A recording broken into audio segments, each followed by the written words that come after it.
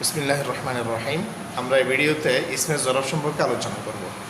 ইসমে জরব প্রথমে আমাদেরকে মনে রাখতে হবে যে ইসমে জরব কাকে বলে। ঠিক আছে, কোনো কাজ সংগঠিত হওয়ার স্থান বা সময় বোঝালে সেটা হলো ইসমে জরব। কোনো কাজ সংগঠিত হওয়ার স্থান বা কি বোঝালে, সময় বোঝালে সেটা হলো কি ইসমে জরব। তাহলে এখান থেকে বোঝা গেল ইসমে জরব কয় প্রকার? দুই প্রকার। এক প্রকার হলো জরফে জমান, আরেক প্রকার হলো কি জরফে মকান। জরফে জমান দ্বারা কি বোঝায়? কোনো কাজ সংগঠিত হওয়ার সময় বোঝালে সেটা হলো জরফে জমান। যেমন মাতলাউন, মাতলাউন মানে সূর্যোদয়ের কি সময়। তাহলে এখানে কি বুঝিয়েছে? সময় বুঝিয়েছে।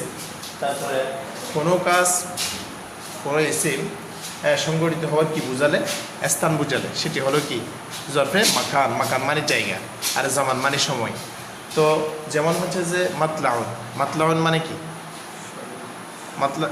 মসজিদুন মানে কি সিজদা করার জায়গা। তাহলে সিজদা করার জায়গা, এখানে একটা স্থান বুঝেছে না? আমরা যে মসজিদের মধ্যে যাই, এখানে কি মানে মসজিদ মানে কি অর্থাৎ সিজদা করার সময় বলে নাকি সিজদা করার জায়গা? সিজদা করার জায়গা মসজিদ। তাহলে আমরা সিজদা করার জন্য যাই, ওখানে আল্লাহর সামনে সিজদা করার জন্য যাই। তাহলে এটা হলো সিজদা করার স্থান বুঝিয়েছে, এই জন্য জরফে কি মাখা। তাহলে আমরা দুটো শেষ করেছি। এরপরে গঠন প্রণালী কি? গঠন প্রণালী আমরা সবসময় মনে রাখবো, এগুলো আসমাই মুশতাক্কাত, এগুলো আমরা কিসের থেকে গঠন করবো? ফেরে মুজারা থেকে। দেখো প্রথমে আলু, প্রথমে কি আছে? আলু, এখান থেকে আমরা গঠন করবো। প্রথমে ভালো করে খেয়াল করবো, তুমি খেয়াল করতেছো না। প্রথমে কি আছে? আলামত মুজারা আছে। ইয়াটাকে আমরা কি করে দিব? বিলুপ্ত করে সেই জায়গার মধ্যে একটা কি দেবো? জবরযুক্ত মিম। জবরযুক্ত কি মিম, জবরযুক্ত মিম আমরা যুক্ত করেছি এখানে। তারপরে আইন কলমার মধ্যে যদি জবর না থাকে, আইন কালিমার মধ্যে জবর না থাকলে জবর দিতে হবে। এখন তো ইতিমধ্যে এখানে জবর আছে, আর দিতে হবে হবে না। তাহলে লাস্টে তানবিন দিব। লাস্টে কি দিব? কি হয়ে গেছে? মাফআলুন। আমি যদি আরো স্পষ্ট করে লিখি, মাফআলুন, মাফআলুন। বুঝতে পেরেছ? হ্যাঁ, সাহায্য বুঝছো কি না? তারপরে হচ্ছে দেখো, এরপরে যে আমাদের কি রয়েছে, অর্থাৎ যেমন দেখো ইয়ানসুরু, ইয়ানসুরু থেকে আমরা কিভাবে বানাবো বলো তো? প্রথমে আলামত মুজারাকে আমরা কি করে দিব? বিলুপ্ত করে দিব। সেই জায়গার মধ্যে একটু কি আনবো? জবর বিশিষ্ট মিম। তারপরে বাকি এগুলো ঠিক থাকবে। ফাঁকল মধ্যে সাকিন, আইন কলিমাতে আমরা কি দেবো? জবর দিব। এখানে যেহেতু পেশ আছে, পেশটাকে আমরা কি করে দিব? জবর করে দিব। আমার কথা বুঝতে পেরেছো? তুমি খেয়াল করতেছো না? দেখো এখানে খেয়াল করো, আইন কলিমার মধ্যে কি দিয়েছি? জবর দিয়েছি।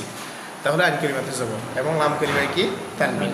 ঠিক আছে, যেমন আরো স্পষ্ট করে লিখলে মান সারুন, মান সারুন। বুঝতে পেরেছো? তারপর আরেকটা জিনিস দেখো, আরেকটা উদাহরণ দেখো, ইয়াজ রিবু। ইয়াজ রিবু থেকে কীভাবে হবে? প্রথম আলামত মুজারা ইয়া আছে, এটাকে প্রথমে এখানে আলামত মুজারা কি আছে? ইয়া আছে। তাহলে ইয়ার জায়গার মধ্যে আমরা কি করব? ইয়া বিলুপ্ত করে সেই জায়গার মধ্যে আমরা কি আনবো? জবরযুক্ত মিম। জবরযুক্ত কি মিম। তারপরে আইন কালিমাতে জের থাকলে জেরেই থাকবে। আইন কালিমাতে জের থাকলে কি থাকবে? জের আগের মতোই থাকবে এবং লাম কালিমাতে তানবিন দেবো। এটা কি হয়েছে? মাজরিবু। এটা আরো স্পষ্ট করে লিখলে মাজরিবু। বুঝতে পেরেছো এটা? হ্যাঁ, আচ্ছা। এরপরে দেখো ইয়াফতাহু। ইয়াফতাহু কিরকম হবে বলো তো? আলামত মুজারা ফেলে দিব, ফেলে দিয়ে ওই জায়গার মধ্যে কি আনবো? জবর বিশিষ্ট মিম। ঠিক আছে। তারপরে এখন ফা কলিমা সাকিন আছে, আইন কলিমাতে কি দেবো? জবর থাকলে জবরেই থাকবে।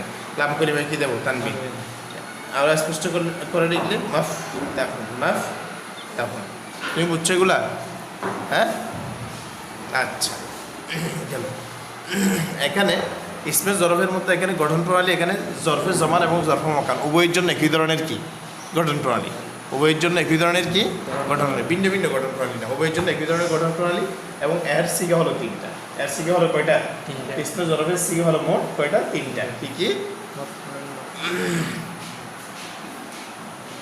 মাফআলুন, মাফআলানে,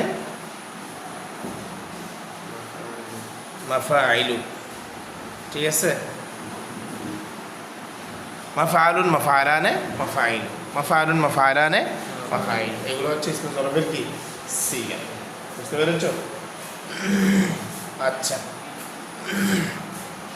ঠিক আছে, আমরা এতটুকুতে আমরা ইসমে জরফের গঠন প্রণালী সম্পর্কে আমরা ধারণা পেয়েছি। এখন আমরা এই ভিডিওটা আমরা এখানে শেষ করছি। আসসালামু আলাইকুম ওয়া রাহমাতুল্লাহ।